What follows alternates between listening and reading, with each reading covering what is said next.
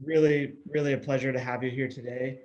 Uh, you guys are a really important customer of ours, and we met quite a few years ago, virtually at first, just doing some demos for your team, and then just really getting to know your whole team and especially your knowledge management team quite a bit in the last few years. So welcome. Thanks for coming and being with us today. If it's o- if it's okay with you, I'll give a little bit of your background, and then and what my part is. So I work at Procedureflow. My name is Micah. I love knowledge management and how people share knowledge without talking to each other. I guess that's the way I would say it, is how do you communicate, what you know to other people without chatting with them. And so that got me into Procedureflow, do product stuff there.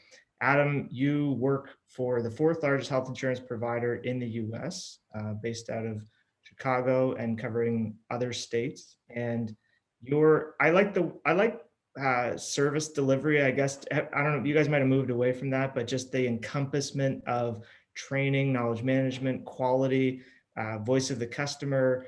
And then you bring a special, flavor to all of that by also having been a Lean Six Sigma consultant, I think, in a past life, where you went out, helped companies size up projects and where they could be more efficient and cut out waste and all of that. And so combining those two things together, I think, is your makeup, and puts you in a really cool place to not only manage operations but also look for opportunities of improvement. So did I miss anything there?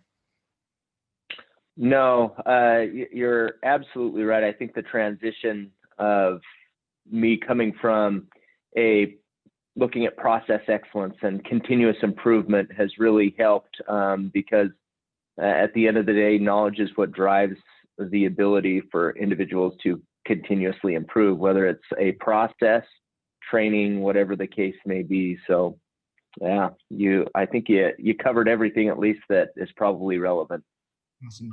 And you've got a deck there, a PowerPoint, that I think you're just going to walk us through a little bit of a story, a journey of, what you guys have been looking at over the last 5 years, what you've been up to, and hoping that our viewers here, especially those in the health insurance industry, would get a lot of value out of you talking about what you're doing on your journey and how you're approaching this. So I'll let you start to share that out there. And I think, okay, let me get to it. And hopefully this works. You guys seeing my screen?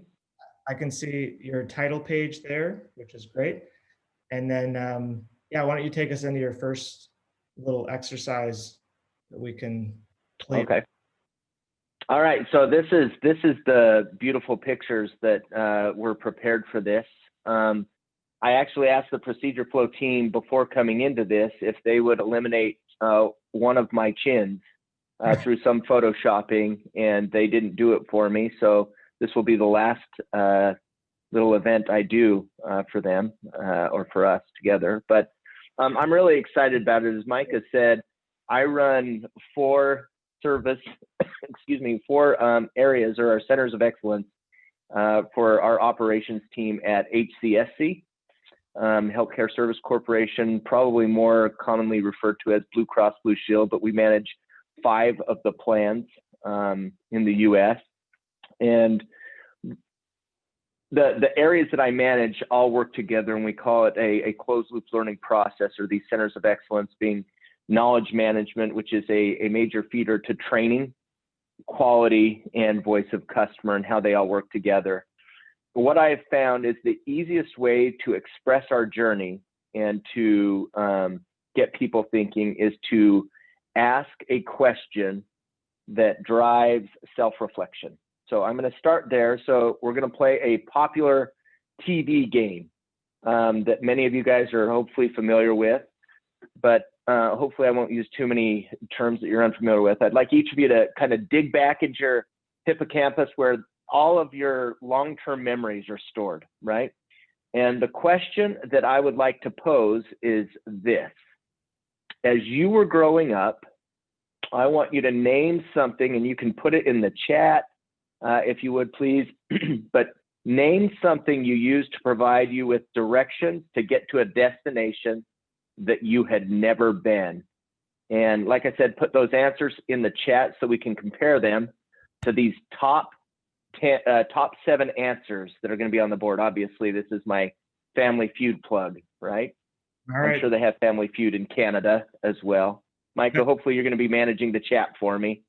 Well, I'm looking at it, and we've got a few responses rolling in. So we have maps, we have fold-out maps. We have a young kid here that put GPS, a triptych, Garmin, okay, phone, gas station.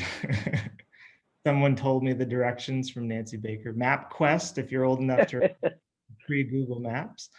Notable landmarks like the big tree with the tire swing. I like that one.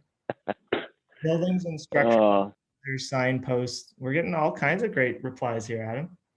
Yeah, so I don't see them all coming in, but I appreciate you sharing those with me. And somebody who said landmark, and maybe Sarah from Connecticut will get a kick out of this, but when I first got there, I was living in the Farmington Valley, and I'm pretty sure you know kind of where that is. And somebody said, oh, you'll just take a left at the Dunkin' Donuts, or now they're just called Dunkin's. And everything has a Dunkin' Donut on every corner. So I'm like, which one do I take? I took wrong direction because I turned at the first Dunkin' Donut, not the second Dunkin' Donut, which she was referring to. And I ended up in Torrington when I was supposed to be in Southington. So 2 totally different directions because of a landmark, right? So when we went out and did this survey and asked individuals, these were the top 7 answers that came up. And Micah, if you wouldn't mind telling me how many of those hit the chat? Everything except for phone book and Atlas. Okay. All right. So the Atlas, how about, do you guys remember the AAA, or if you're in Canada, CAA, the Atlas map book they gave you that you can kind of pull out and do that? Many arguments between me and my wife have occurred while driving because I can't even follow directions when I have a map. But the phone book, where I grew up, you could turn to the back of the yellow pages, and because ours were in coordinates, or I'd say like Evergreen Avenue, and you wouldn't know what north or south or east or west that was, it would tell you what the approximate was, and then you'd just go off of those coordinates. So I find this very interesting. And you said the young person who mentioned GPS or their phone. If we were to ask this question 10 to 15 years ago, would some of these answers be on there? Right? Like a smartphone, your car navigation, right? Only maybe those who make a lot of money like Micah would have had cars like that, right? The rest of us, we would have still been dealing with something else. But how about 20 years ago? Right? So when we start thinking about how technology has changed the GPS game or the map game, we also have to look at that in the same context of, are we keeping up our knowledge management system with the technological changes and how people acquire information and how they expect to be given information today, not only to find out how to do something external in their personal lives, but professionally as well, how to do it. So yeah, like consumer behavior drives our business expectations, essentially. Absolutely. And so I put this together to kind of give you guys this continuum, right, of where knowledge management from this specific element has started and where it's evolved to. I mean, something as close to GPS as how many of you still have a separate Garmin or TomTom GPS that you carry around versus like, no, I'm going to use my cell phone for my GPS, and you buy an attachment to your car that suctions on there or hangs on, right? If you're an Uber driver, right? You have it right there plugged in. Or if you're like Micah and drive a Tesla, right? You have it just built in to your car there. But what is this next phase? What does this next phase of GPS look like, or where these individuals or where we as consumers are going to be getting our directions from, right? So it's always evolving. And the timeline kind of describes why the answers came up the way they did in the chat, as you were mentioning. But so the question I have to ask, or what I'd like you to ask yourself is, has your knowledge management platform evolved to keep up with the changes in technology and in learning, or are you living in the world of status quo, right? Like, hey, the map, the atlas, the convenience store, that's getting us by for now, and we're good with that. Because if you continue to go just off the status quo, especially in today's day and age in the healthcare, you're going to get left behind. You really will. And so only you guys can answer the question for your company. And for some organizations, the very first thing that needs to happen is identifying the types of knowledge, how and when that knowledge should be used, how it should be shared and utilized. And so this really starts by assessing two different types of knowledge within your organization. And depending upon what part of the country, your foundational knowledge, some people might call it implicit, I call it tacit knowledge, and explicit knowledge. And there's both of those knowledge types are critical for end users, right? To be able to do their job, successful navigation of the complexities of healthcare, especially in our field, it becomes critical, right? Because of all the operational tools, platforms, as Micah said, how do you share knowledge without even speaking? Those all become part of both tacit and explicit knowledge. I'm going to give, even though it has some items up here and explanations of what both tacit and explicit knowledge are, I like to give other examples in here instead of just the text examples. Something in tacit knowledge is it's difficult to transfer to a person, right, in written instruction or verbalization. So I thought about, in my own life, what have I experienced in terms of tacit knowledge? And I wanted to learn how to play the guitar, right? And so learning how to play the guitar, Micah, I know you're a big guitar player, right? Very talented. Check out his YouTube channel. He sent that to me, right? Trying to put a plug in there for you, Micah, right?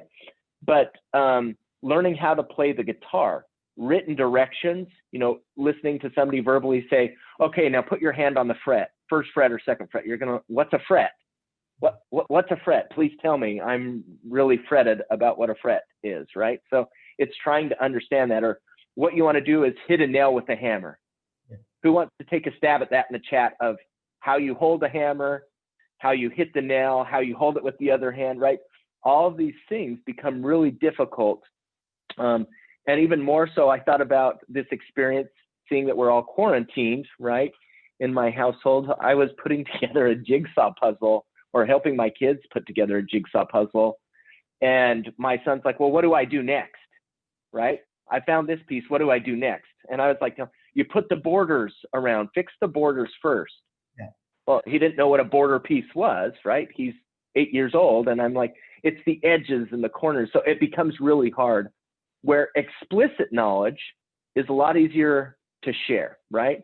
It's easily articulated. It's easily stored, accessed, right, by a user. Examples of these: procedures, manuals, how-to videos, right? Much easier to do. Something like that, like how to assemble a barbecue or something like that. Yeah. The example that I was going to use: how many of us have gone to that furniture store that starts with an I and ends with Kia, right? That you have to put together your own furniture. You rely on those specific instructions, right? So our call, at least from a knowledge management perspective approach, was how do we answer these questions? How can I ensure the explicit knowledge is easily accessible at the right time to the right individual, and that it's current and accurate, right? So there's oftentimes where it's available, but it's not accurate. And I'll kind of talk to you about our journey and what that looked like.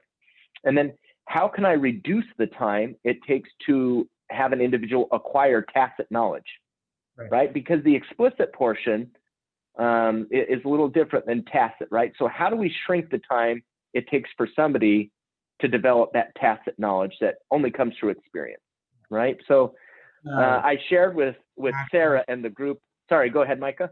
I was going to say, when we talk about it in our language, we talk about subject matter experts a lot. And I heard a quip one time that I thought was funny, which is that like an expert is somebody who's made all the mistakes in a certain field, basically. And so, you know, doing the job correctly is basically mistake avoidance.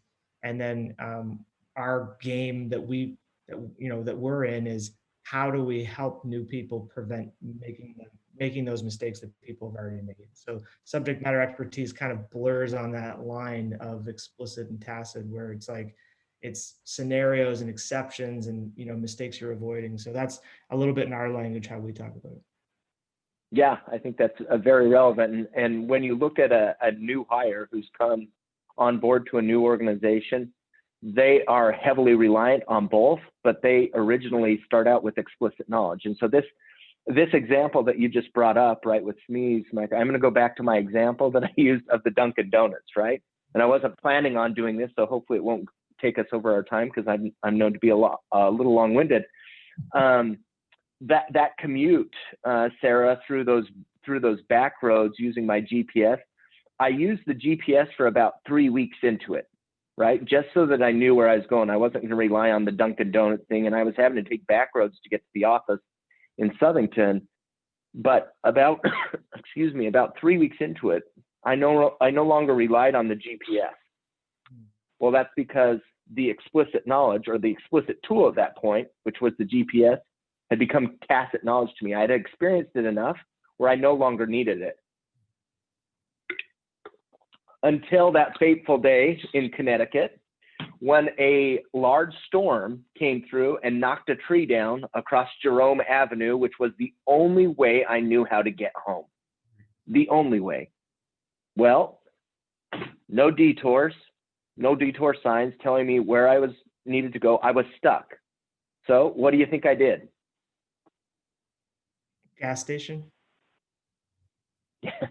I couldn't go forward, right? I had to go back, but I pulled out my GPS. I pulled it out of my glove box, plugged it in, right? And I said, okay, give me an alternate route. Help me understand, right, where this goes. And I went back to my explicit knowledge, right? I'm lost. I don't know what to do. And I look at this from a training perspective, and that's often what happens because we don't train people, at least you shouldn't train people, on how to do 100% of their job, right? Because some of that job might only come once every 30 days, once every 60 days. So spending that effort doesn't make the most sense. But you provide to them explicit tools, explicit knowledge management tools, so that when those situations come up, they don't have to rely on tacit knowledge that they were trained once. And even though they only experience it every 60 days, they're just supposed to be like Rain Man and remember that. No, you give them that explicit knowledge tool. And so this was our journey, right? How do we get this set of knowledge to our users in a situation where they can deliver these great member experiences? So any questions coming up on the side, Micah? As we go through this, I'd just like to make sure we capture those questions on the side. So if we can address them, you know, either at the end of this, or if I might be able to address them when we're on the slide, that would be helpful. So if you just bring those up to me. Up here, there's no questions yet, but I'll keep an eye and let you know. Okay, thank you. So for the purpose of this presentation, I want to talk just about these first 3 steps in our journey, our knowledge management journey and the transformation. So health insurance by nature, as I've said, is really complex, and HCSC was no different. So I've been here a little, coming up on 4 years. And so knowing that healthcare is complex, when you start to include humans and their behavior and include them into the equation of an activity that's already complex, the likelihood of mistakes increases, right? I'm not going to go into the standard deviation or things like that, but it increases pretty dramatically, right? Once you add the people. The example I use from football, American football, is like the double reverse flea flicker, right, pass down the field.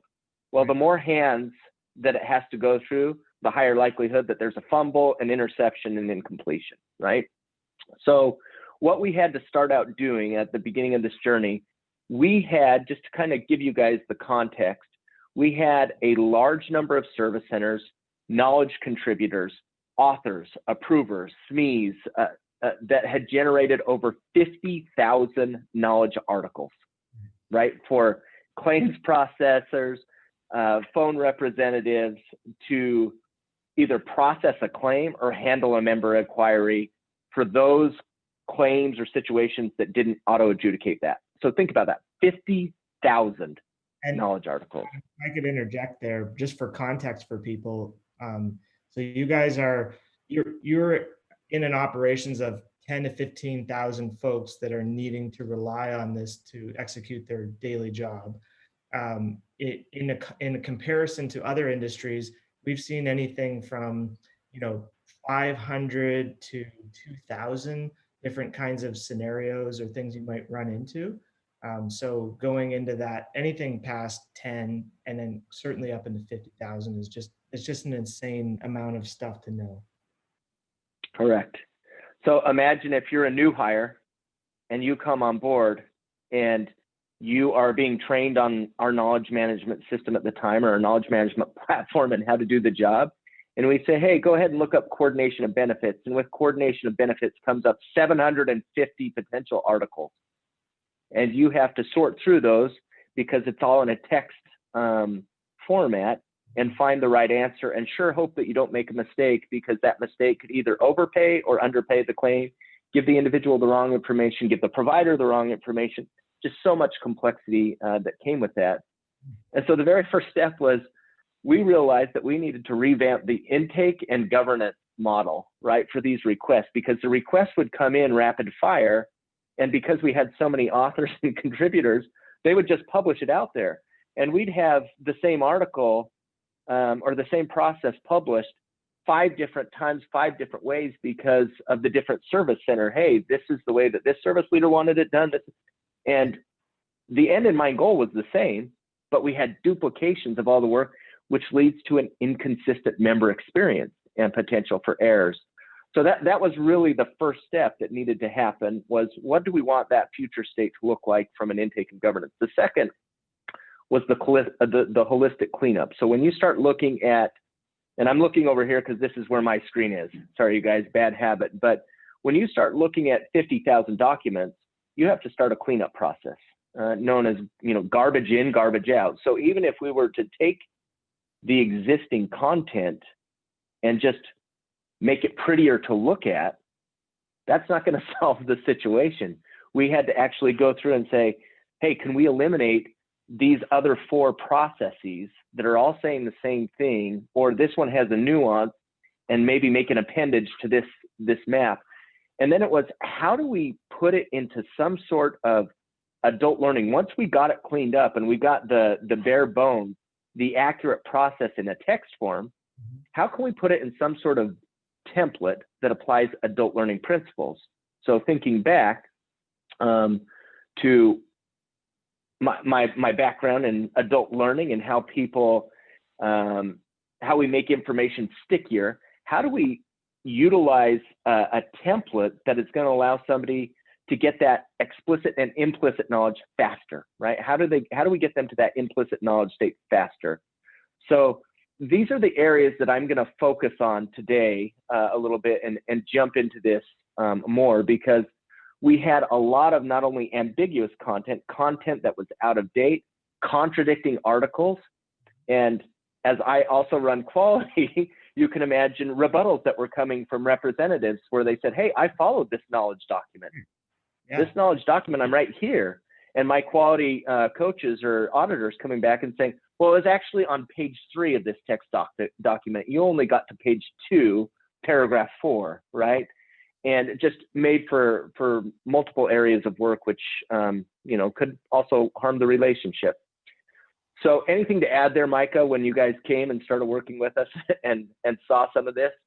Well, I think the number that stuck with me was that when you guys did an audit on your knowledge base, that 1/3 of the content was deemed to be duplicate information, which I think a big paragraph text format aggravates that problem, because it's not immediately visible what is duplication, because there's so many ways to say something.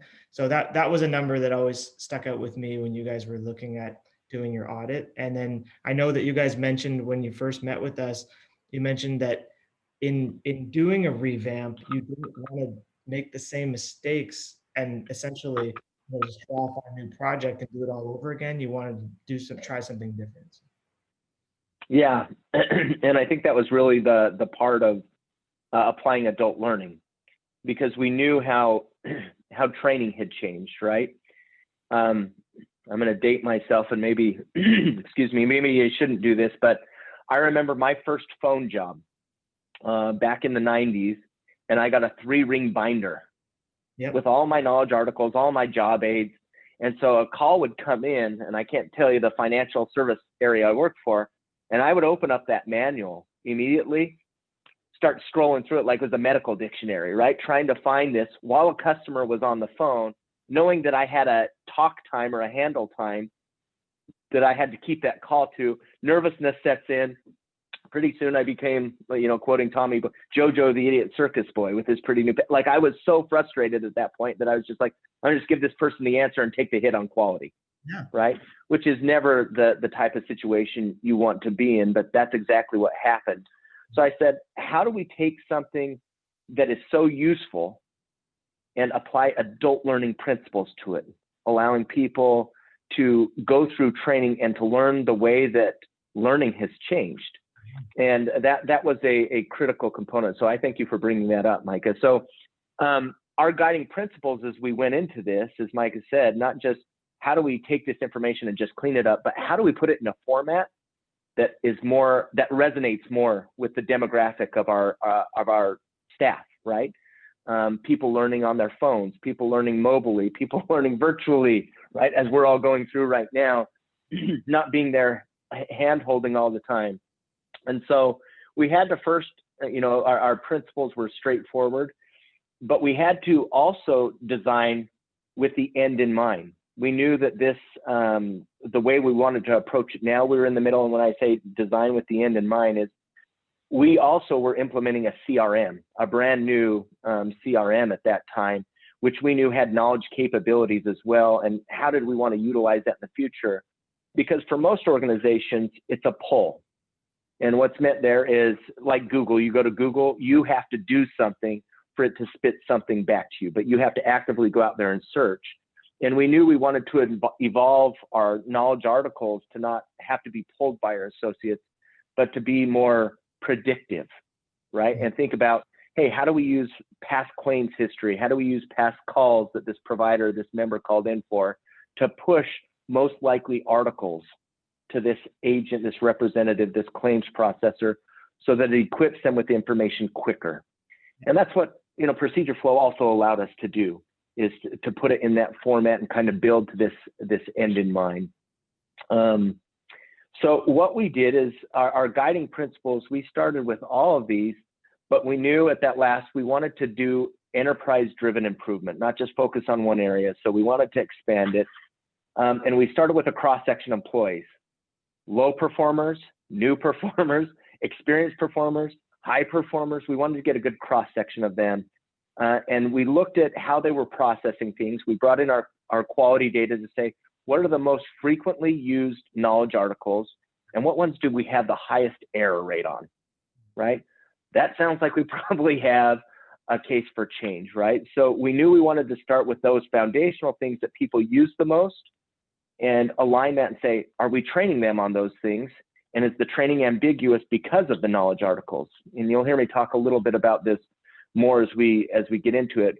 But we're not only dealing with our internal staff, we also use seasonal suppliers to help with open enrollment and different cycles of our operation season. And we're going to share those results in just a moment. But these, to me, became our guiding principles, that if they didn't fit into one of these guiding principles, it was done away with. We weren't even going to focus on it. Okay. And I'm sure for other people, having these projects, like if you want to take screenshots of these or whatever, and this is a very large health insurance company, and they're setting out their 5-year, 10-year plan for how they're going to really change the model of knowledge management. So there's a lot in each one of these bullet points. I know we don't have time to go into all of them, but just so people understand that you guys have very high expectations of what you're going to be able to do with captured knowledge. Yeah, it's going to be the evolution going, like I said, from how people learn, how knowledge is used, how it integrates with our systems, right? It is a journey, to say the least, right? When we look at this, this is not a 1 to 3 year journey. This is going to be over the next 5 to 10 years, and it's always going to have to be evolving. As you stated at the very beginning of this, based on how technology advances, how consumer behaviors advance. And the one thing I found out with human behavior is we don't seem to get more patient as new technology comes along. We seem to get less patient. We're already an instant gratification society where we need something yesterday, but it becomes even more so. That's why this is an always evolving journey with knowledge management and the way I view things. So our focus, our real goals and objectives, I've pounded on bullet point number 1 a lot, which we'll get to in just a bit. But one of the other challenges with healthcare is things change, right? A new group gets added. New functionality is expected. So we had to not only get that information to people, but we had to get it to them quicker, right? So if you're a phone representative and you notice that a knowledge article is out of date and you submit something to get updated, and if it doesn't get updated, other representatives are going to continue to use the old format. And if they're new and they don't have that implicit knowledge, they're going to just go based off of the explicit knowledge article that's in there and continue to process things or give incorrect information. Obviously, we want to get rid of that. So we had to set turnaround times and accuracy for the knowledge articles that we were contributing, and align that with a rewards and recognition program, which is quality as well. The other key kind of guiding principle that went from guiding principle to our focus was automation. And this might sound funny, but when you can take something from text to map, if you can map it to an end result, you can automate it. And if you can automate it, you reduce the human touch. You reduce the human touch, fewer errors, higher likelihood of customer satisfaction, right? So we knew we wanted to do that. And at the end, it had to be easy to use for the end user. We wanted them to use the knowledge management solution because they wanted to, not because they had to, right? Something that they said, oh, we would need a knowledge management tool for this. And that is really what Procedureflow provided for us. So I'm going to do another quick poll. And if you could include this in the chat, Micah, Amanda, you didn't know about this, but I'm going to do this. Anyway, if you had never changed the oil in your car, maybe in the chat, anybody who has never changed the oil in your own car and you finally had to do it, right? Couldn't take it, right? You finally had to do it. Where would you go to learn how to change your oil, and why would you go there? Okay. Just So wait for some of those responses to come in. No, they're starting to come in. It looks like YouTube is the clear winner. There's different spellings of it, but or capitalization, but it's certainly YouTube for the win. So I think you you have a pretty good consensus there. All right. So we're going to see where we landed, right?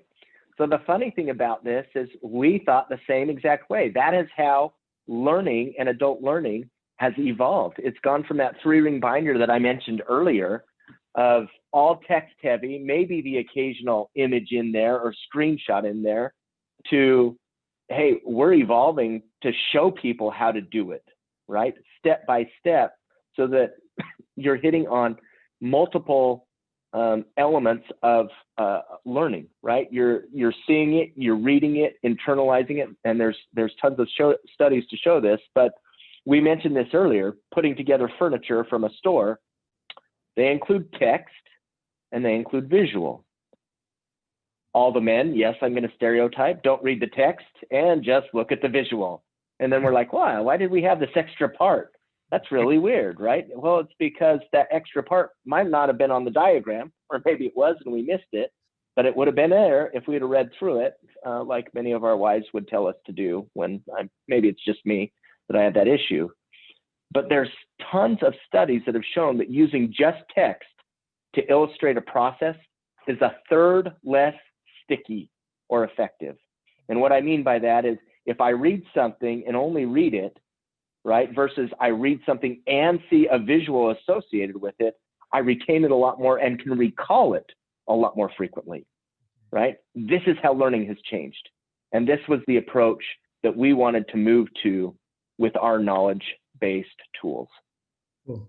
So you can see I actually took this right from YouTube, and I have required my wife to learn how to, no, I'm joking. I didn't require her to learn how to change oil. She's still going to Jiffy Lube and the local stations there.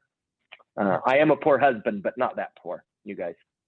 So what you'll see here is by these visuals, our processors now know where they are in the process of a flow, why they're going to that flow, and if they've achieved the desired outcome. And we've only shown little portions of what it might look like, but you can see here, it gives them the step along the way, gives them backstory or, you know, guidance along the way. But if I were to click on member verification, right, for instance, a little yellow box would occur around it. And any of you who have ever worked with people in a call center environment or processing something, their neighbor asks them a question, they turn to them, look at them, answer a question, come back, and they're like, where was I? What just happened? I got to start all over the process. No longer, right? They know exactly where they left off because of some of the functionality that Procedureflow has baked into it. Not only that, but the time it has taken to train our employees and staff how to use Procedureflow has substantially decreased due to the intuitive design, right? So we can immediately get people in with this dual text and image to illustrate the process. It's decreased their process, it's increased our processing accuracy and decreased the time to proficiency dramatically. Yeah. And so it's a fun little exercise, but it's become critical for us. And I learned how to do a Rubik's Cube and did my first one ever because that was one of the first demos that Micah and team gave me, and said, hey, have you ever done this before, right?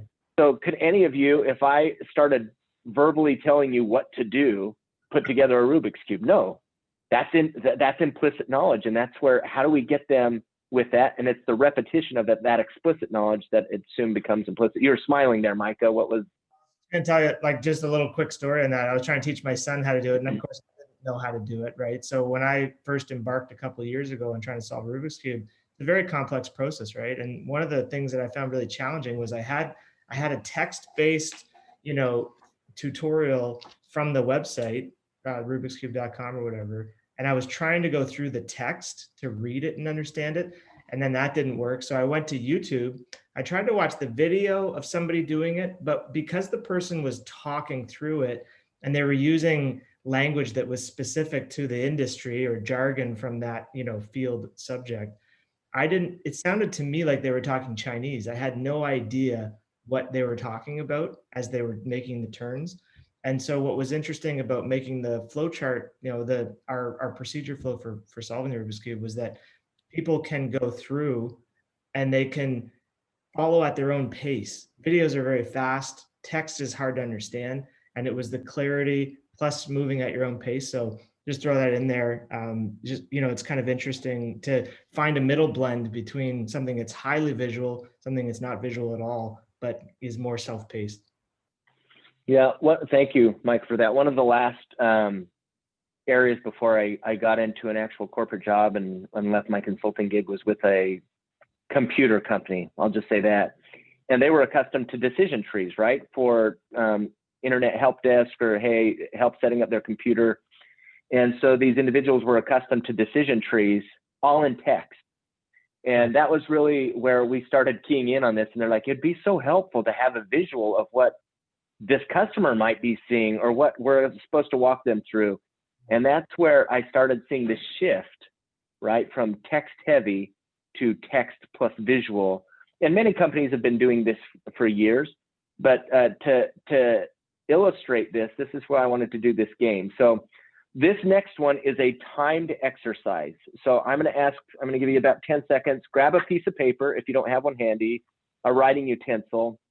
I'm going to wait about 10 seconds, and then I'm going to Micah, I'm going to ask you to time this. When the last person says, yep, got it, or close enough to the last person says, got it, I've completed the exercise, I want you to start as soon as I pull up the slide to when that last person says, got it done. Tell me how long it takes. You ready?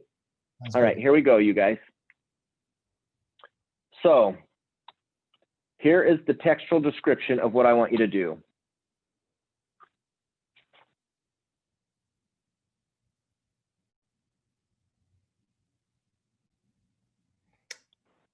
An object. And like many of our representatives, they might need some help. So if you do need further help, please refer to point 2. So, okay, we've got a few people saying they're done. So why don't you guys, if you're done, go ahead and tell us what it is that you drew, if you can name it. So we got L and Sarah and Mark. Jason's done. Okay. Yeah. So everybody's saying now that they went ahead and drew a circle. So we had a, Okay. had a good little Now, had a good little pause there. you ready for this one? Please draw this. How long would it take you to do that versus reading through? And it's obviously a no-brainer question. But when you combine these two things, this is literally how a new hire feels when they come to a new industry, a new job, a new way of doing something, using new tools. And if you guys are anything like us, it's like, hey, welcome. Let us show you the 25 applications that we're going to require you to use to do your job now. Yeah. So thinking about this, my question to this group and to us internally at HCSC was, are we adapting the way we deliver knowledge to be more effective? Or are we going to be left behind by continuing to just go down this textual dominated way of sharing knowledge? Yeah. Right? So I'm interested in just some thoughts before I jump to the next slide, Micah, here. I'm interested in the thoughts from people about the two differences. If this is an example that resonates with you and putting yourselves in the shoes of a new hire, do you feel this is sometimes how they feel with your knowledge management system, the knowledge articles, and what we're requiring them to do? Yeah. So as that people talk about that a little bit in the chat, I know we don't have a ton of time left, and I want you, I think you've got a few more slides, but would love for just as we get towards, say we have 5 minutes and then we'd take 10 minutes of questions before people have to run. But if you could share your results and, you know, the impact that you guys have had, and then we'll just start taking questions from people on, you know, what they you know, want to know from you and your journey. So just there wasn't too much in there, the chat, so I'll just kind of leave it to you to go ahead with that. Okay. So I think, as I mentioned at the very beginning of this, I mean, I could go back and show you these slides right here. Every company has a knowledge management organization and a knowledge management cycle. This is the one we follow, right? It's not, you know, HCSC's IP on this, but we start by identifying, as I mentioned, these quality processes. Everything fits into this, though. These are the centers of excellence that I run, right? And this is what helped drive the results that I'll show you on the next slide. So you can see that everything we do starts with our member and provider experience. And that feedback that we get, whether it's asked for or proactively given to us by those individuals, usually tells us if there's a people, process, or technology gap.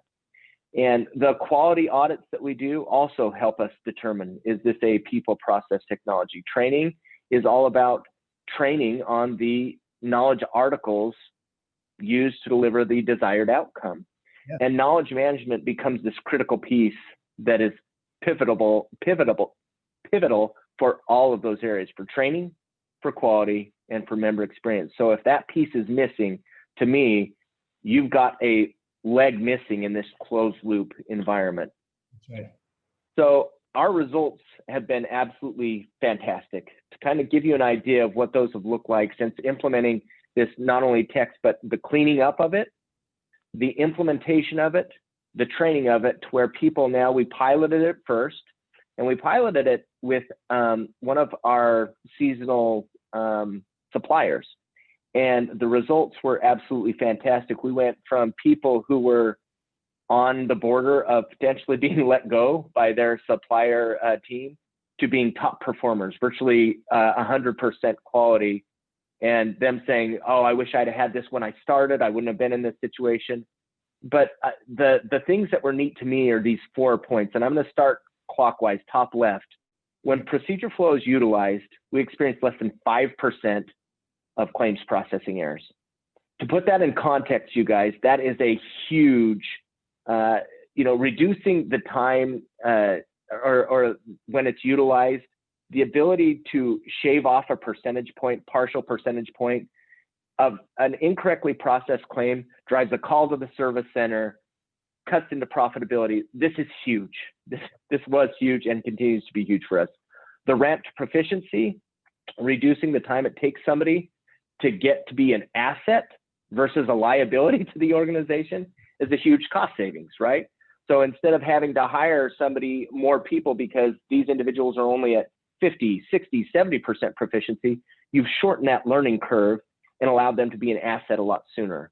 The bottom right, we shifted from, hey, we're going to train you on this knowledge management system, right, and show you how to do this over the next several weeks, to our training on knowledge management Procedureflow is 2, maybe 3 hours.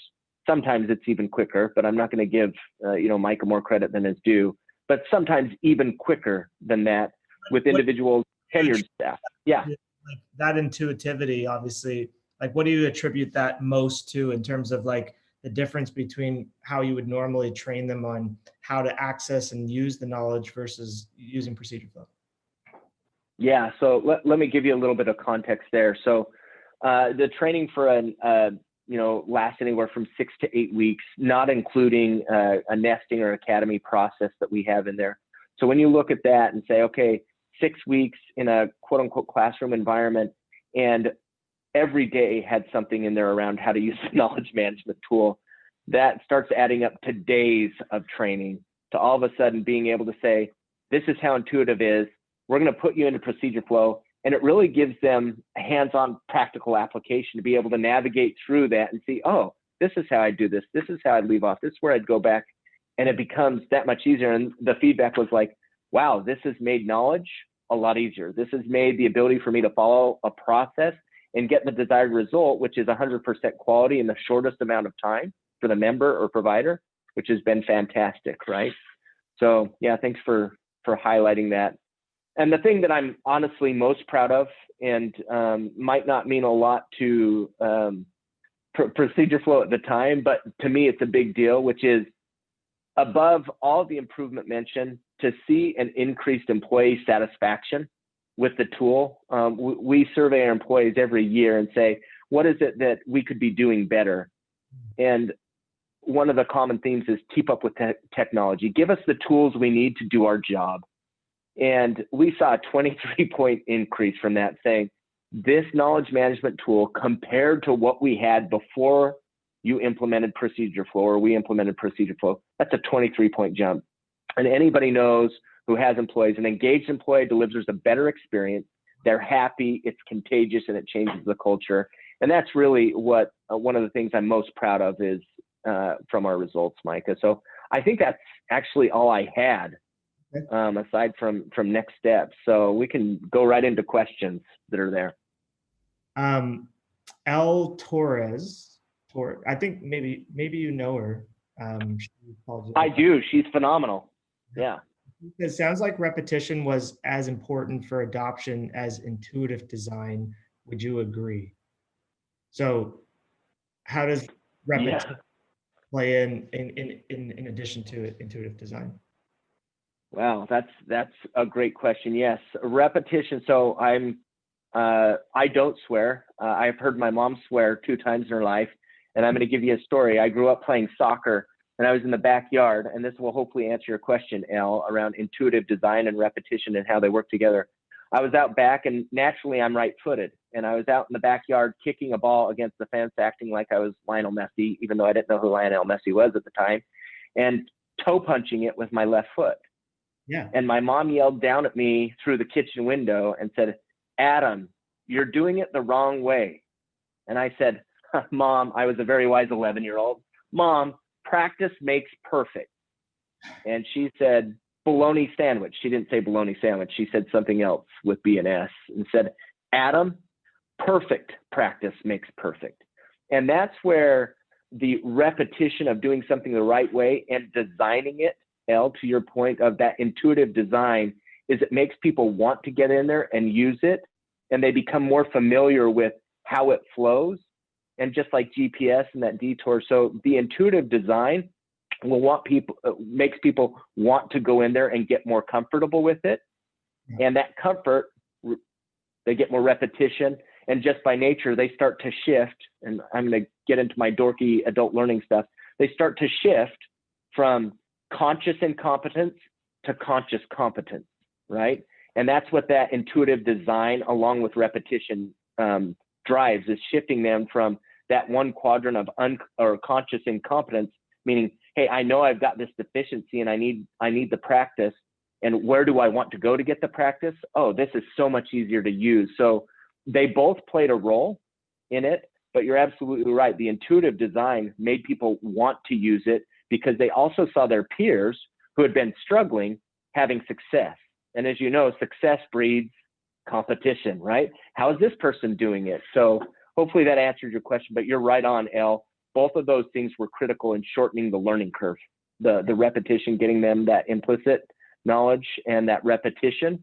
And that was not only the design of Procedureflow, but also the ability for them to go in and practice in a lot shorter period of time and get the repetition of the types of claims they were processing the most. Great question. We have time for a couple more. We have about 6 minutes left, and I know people are going to have to jump to meetings and stuff, but the questions are starting to flow in now. And so one blend of question here, both from Sarah Solo and also from Kenny, is around this idea of, so there's a question around video, essentially. So, we're saying video, YouTube is a great thing. It's much more beneficial than maybe going off reading paragraphs of text. So, Sarah Solo says, an example of dual text and image that you're mentioning in your screenshot of Procedureflow it doesn't have to be a video, right? So that there's a question there. So maybe you can tackle that first, along with this other one from Kenny, which is how do you incorporate visual aids or video, i.e. videos, as opposed to text? Like, if you're going to go do a designed flow, how do you incorporate these other elements that learning and development has invested in? Yeah, those are both really great questions. And as I mentioned at the very beginning, this is a journey for us as well, right? So what we started with is some of the foundational stuff of moving just the text to text and visual. And that's where Procedureflow comes in. That's where our CRM that we just invested in comes in. But we look for the development, and we built out some of these videos depending upon the complexity of it. That are going to be embedded in there, but you can link out. The benefit with Procedureflow is you can link out, so it doesn't have to be necessarily embedded. You can still link out to existing databases, archives, LMS, right, and pull that information in for people to utilize.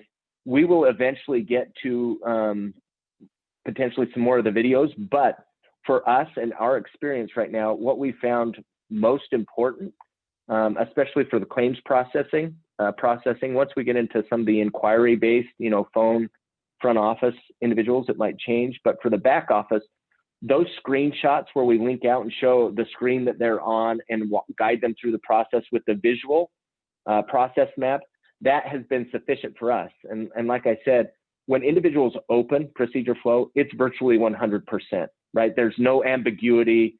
They see the visual. So for us, pictures, photographs, screenshots, along with the process map to the side, has been sufficient for us. It is not our long-term goal, and we'll have to identify. The caveat is always, just because you can do videos doesn't mean you should. Sometimes we try to build a Rolls Royce when a Honda Accord will do just fine, right? And it doesn't mean you're just trying to get by. It just means, hey, this is sufficient for our needs right now, and that's kind of where we are. I think there's the potential to build that in, but we haven't seen the business case need for it at this point. I I think I could agree with you, and I might make a distinction. So if you haven't made a lot of content yet, what my advice would be, along with the KCS methodology that is advised, is that you try not to do video and for knowledge management. The reason is because it's hard to update. It's hard to create it in the first place. It takes a lot of effort to create videos. And then it's hard to update it if your processes or screenshots or different things change down the road. So that's one thing. If you've already made a lot of great content and it's in an LMS, or you have YouTube videos, or even stuff that your customers view that would be useful orientation and context for new people, then like you said, you link out to it, and at the right place, you let them go consume that material. Yeah, and Micah, I want to say one other thing. And there's other tools out there from a training or a learning perspective that are a lot more useful from a training perspective versus a knowledge management platform or a knowledge management tool, and investing in video there versus training and the impact it could have early on versus when I'm in the middle of a transaction. Do I want to open up and see a video? That's a totally different situation from an adult learning perspective. We have a ton of great questions, Adam. Do you have a hard stop on the hour, on the half hour? No, but just because you have a great mustache, Micah, I can go a little beyond. Okay, so we don't do this often because we know some people have to jump and it's not fair, but we're recording it, and so we're going to post this, make it available. So if you do have to jump, thank you for being with us, and I'll just say thank you, Adam, of course, for spending time with us and doing this. We really appreciate it. So if you do have to jump, thank you so much for being here, and we'll send you an email with the recorded session so you can catch up on the last few questions that we end up answering here, and then we'll go over time a little bit because I think these are worth answering. Jason Collier said, what would you say is the key differentiators between Procedureflow and other process mapping tools that are on the market? Ooh, great question, Jason. I'm gonna cover probably just one or two, and Micah, I'm gonna let you kind of share your perspective as well. I'm maybe assuming Jason's probably heard your perspective. I don't know. Yeah. There's a lot of process mapping tools out there. Having a process background, Visio is something that is very, a lot of people use. The simplicity of being able to drag and drop and literally how easy it is to approve something, to see, I wish I could show a visual of it, of what my technical writers go through on the turnaround time. That's one of the key differentiators for us, is usually going through an intake process. If somebody says, hey, this needs to be updated, right? This plan, this group has a different feature to it now. It needs to be updated, this knowledge article. They can submit something via Procedureflow, and it pops up on the screen for my associates who are doing the technical writing for this. They see the old, they see the proposed, and all they have to do is click and say, yep, approved, and it's immediate published, goes out to everybody who specifically uses that flow. Right. So it doesn't go out to everybody in the entire world, which we're accustomed to from our old knowledge management system, which is, hey, it's going to go out to everybody, and then it says what's new, and you've got 4 pages of what's new there, and you have to decipher which ones are relevant to yours. That is one of the key differentiators for us, right, from others. And like I said before, the ability for somebody not to have a processing background to be able to take the objects and images from Procedureflow. They give you a definition of when to use them, when not to, and you can just drag and drop. And to me, that was the big differentiator for us. Yeah, those are great, Adam. So ease of use, side-by-side comparison, very fast turnaround for contribution from your users and to approval. And then I would just say, I think this is just worth saying, I am the product manager for Procedureflow. And the first thing, when they asked me to take this, what was a desktop tool, and turn it into a cloud product and commercialize it, the first thing I was like, I'm going back to my desk and I'm going to find a tool that already does this. I'm not going to waste my life, commercializing a tool that already exists. And I went out and I tried every flowcharting tool that was out there, all the BPM tools. And would you believe it? There's not a single tool in the market that allows you to navigate small hyperlink flowcharts, both down and backwards, like to just design a navigation container and drive through small hyperlink flowcharts. It doesn't exist. Procedureflow is really the only tool in the market right now. And so hopefully that answers your question, Jason. I wish I could point you to more stuff, but it really is that simple. It's a navigation tool first and foremost, and then we build the stuff around it that allows you to maintain a single source of truth and make it collaborative with your team. That riffs into or dovetails into another one that was here, which is how do you promote? Jonathan Cogswell asked this: how do your users promote improvements? So how do users promote improvements? And then what is the ongoing staff time and investment to maintain a healthy procedure flow system? Yeah, both great questions. So how do users promote it? Word of mouth. And as funny as it may sound, when we first piloted it with our supplier team, one of our supplier teams, our internal staff was like, well, what's going on? And I said, well, here's this small team, and here's their results of doing this. We had key metrics that we were measuring, whether it was, how many claims were released on time, shorter than expected, at a higher quality.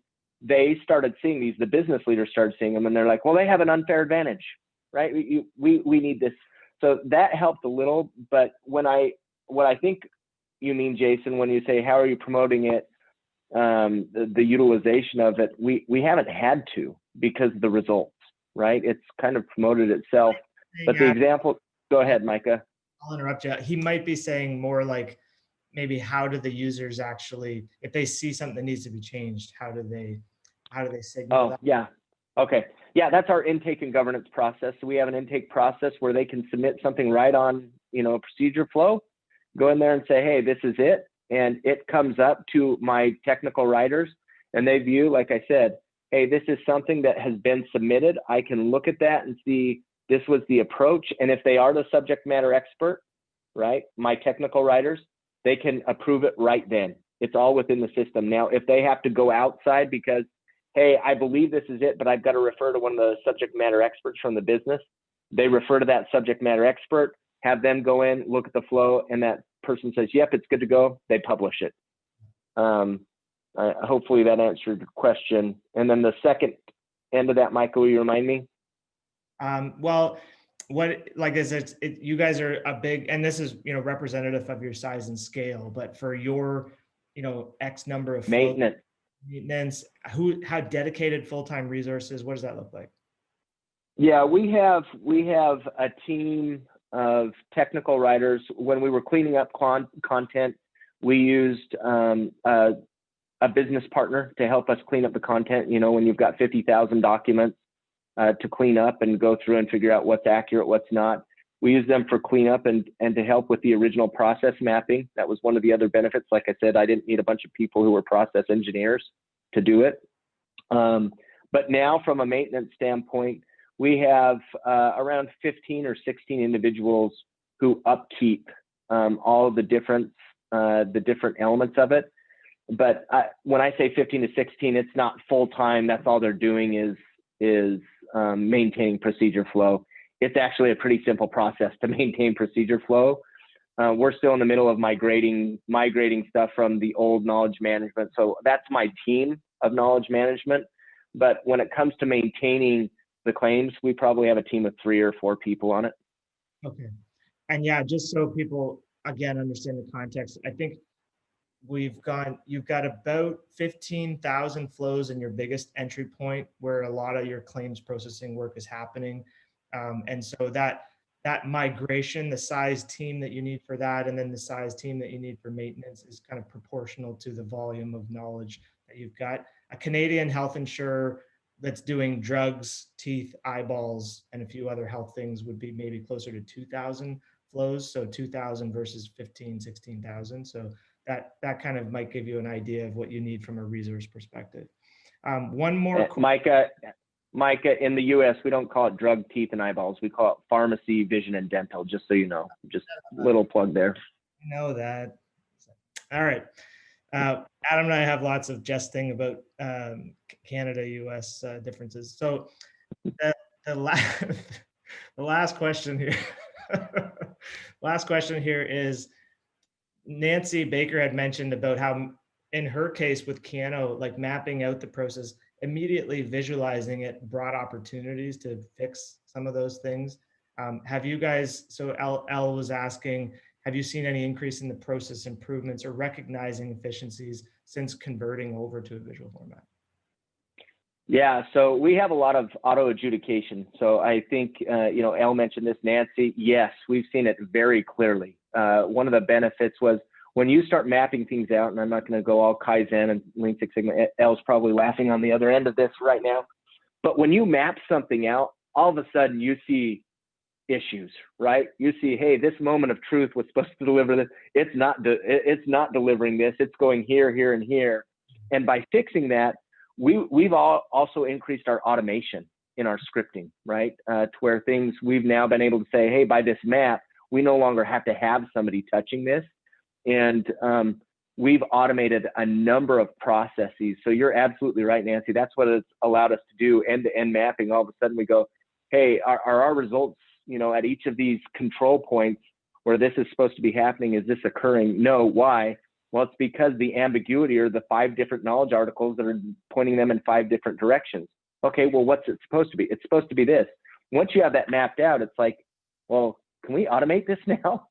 Can we just, and it's not that I'm trying to eliminate positions. It's, can I rotate those people who were doing this work before to something more value add and automate this piece of it, which increases customer satisfaction, increases quality, and puts our employees back on things that are more value added. So great questions. Yes, absolutely. There's been an opportunity, and we've been doing it, and we'll continue to do that with our automation teams. Awesome. Well, that wraps up our questions. I'd like to finish off with a joke, if that's okay with you. Sure. I'm just going to drop if that's okay. I'm just teasing, Micah. Go ahead. Why didn't the yogi refuse to use Novocaine when his dentist was trying to help him with his teeth?